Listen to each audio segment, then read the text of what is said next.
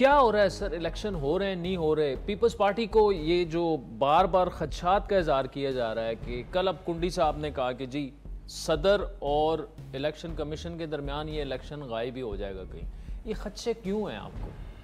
देखिए जी, मेरे ख्याल में तो कोई भी पॉलिटिकल जमात हो जिसकी स्ट्रगल रही हो आइन के साथ, उसका खदशा होना चाहिए, क्योंकि इलेक्शन र्यूमर्स ऐसी हैं कि शायद इलेक्शन लेट हो जाए और कुछ इलेक्शन कमीशन के जो हल्का बंदियों वाले मामलात हैं वो भी सामने हैं।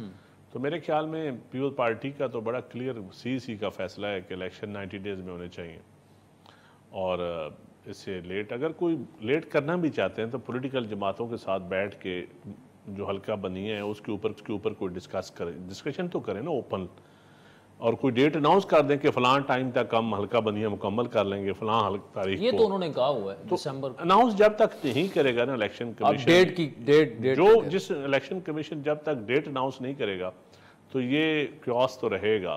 तो जरदारी साहब फिर ये बात क्यों नहीं कर रहे जो कि आप कर रहे हैं, बिलावल कर रहे हैं, आपकी CEC कर रही है? वो कुछ जरदारी साहब ने भी यही कहा कि हम इलेक्शन कमीशन के ऊपर एतमाद है और हम समझते हैं कि हल्का बंदियों के भाई इलेक्शन कमीशन की मीटिंग्स हुई हैं पीपल्स पार्टी के साथ, दूसरी जमातों के साथ।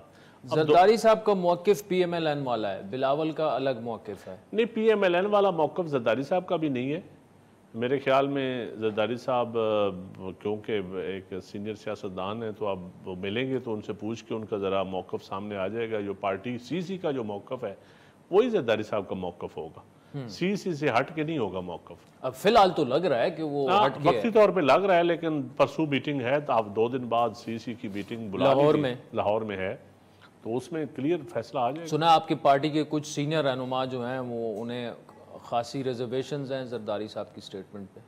अभी तक मुझे तो नहीं मिले रिजर्वेशन। तो CEC का जो पार्टी का फैसला होगा, जो फाइनल फैसला होगा, उसके ऊपर डिबेट खुल के होगी। डिबेट के बाद जो फैसला होगा फिर सबको मानना पड़ेगा। ठीक, मुझे चंद साहब ये जो आप कहते हैं रूमर्स हैं, तो ये रूमर्स इलेक्शन डिले होने की हैं या अभी भी वो रूमर्स चल रहे हैं कि जी हो सकता है कि ये केयर टेकर सेटअप लंबा चलाया जाए?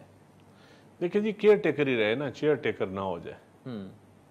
ये हमारा तो बड़ा क्लियर मौक़िफ़ है कि हम कहते हैं केयर टेकर ही रहे। तो आपने ज़बरदस्त टर्मिनोलॉजी बना दी है, चेयर टेकर। हाँ लंबे अरसे के लिए शायद काकड़ साहब कहीं चेयर टेकर ना मैं कोई भी हो, सूबों में हो, वफाक में हो, तो ये मेरे ख्याल में क्योंकि मुल्क जिन हालात से गुजर रहा है ना आदिल साहब जी, इस्तेकाम बहुत ज़रूरी है, स्टेबिलिटी बहुत ज़रूरी है। पॉलिटिकल इस्तेकाम आएगा तो मुआशी इस्तेकाम आएगा।